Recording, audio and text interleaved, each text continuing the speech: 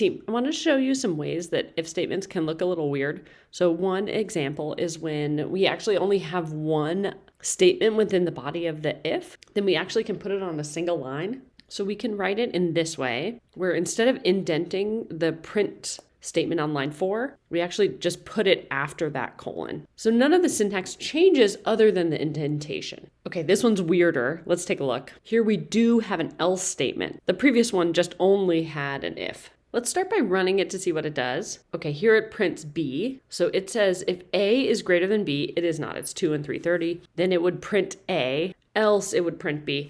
I'll write that out as a regular if else. So here I want to make sure you've seen stuff like that, just in case you come across code that looks like this. In general, it tends to be way more confusing, I think, for people to read. The examples before used print, but we also can assign a value. So here we're replacing bigger, that's setting the variable bigger to be equal to A.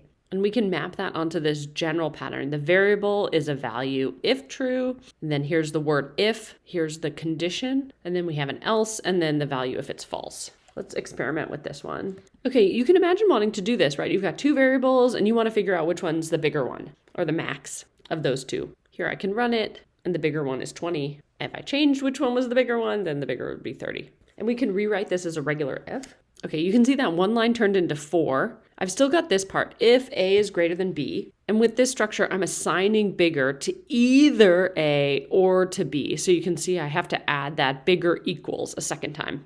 That's different than what we saw above, because there we were just executing a statement like print, and we weren't assigning a value. So they're both an if-else on a single line, but this one's a little different where it's assigning a value. Again, this is important so that when you see code like this, you're not super shocked. You can think, oh, okay, this is a really condensed version of something I understand.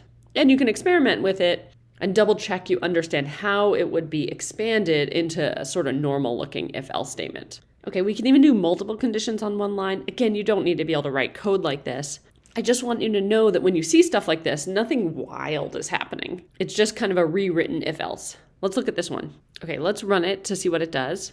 Okay, we can rewrite this. The first condition is that one. So I want to say if A is greater than B, then I'm going to print A. And you can see that it's super weird, right? Because the print statement or the statement that executes is kind of in between the if-else.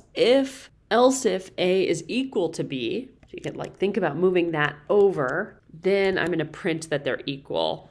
Otherwise, I'm going to print that it's, and here it kind of splits the else if. When we actually write an else if, we do elif. So you can see if I don't do that, I get this invalid syntax, but now I'll run it and I get equals again. If I make B smaller, then it prints A because A is the bigger one. If I make A smaller, then it prints B because B is the bigger one. And there I'm just interpreting the logic, right? If A is greater than B, then I print A. And here's the main case where people use them is simple assignment statement. So the max value should be X if X is greater than Y, otherwise it should be Y. This next one, we have to reason about how strings are treated as booleans or can be treated as booleans. Okay, so as a reminder, boolean of an empty string is false. And if I have anything in there, then it's true. And actually I can say if, and so here, because that's not an empty string, it'll be treated as true and it'll print hi, I'll run it. Whereas if it was an empty string,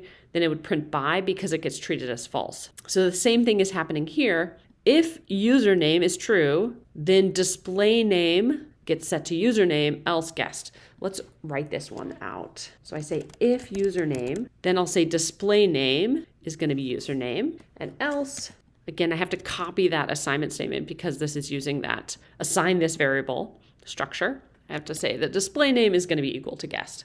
So I can run this one and I get welcome guest, and I can go do this one and get the same thing. If I changed it to be that the username is Colleen, username instead, or sorry, display name instead would get set to that username. So we can run the code here and it says welcome Colleen, and again, welcome Colleen. So again, this deals with the fact that we treat an empty string as false, a non-empty string as true, and then also uses the shorthand or ternary operator. For you, I think the when to use the shorthand if, I would say don't. Sometimes there's something pretty simple you want to do, and then maybe, okay, it doesn't make it too confusing.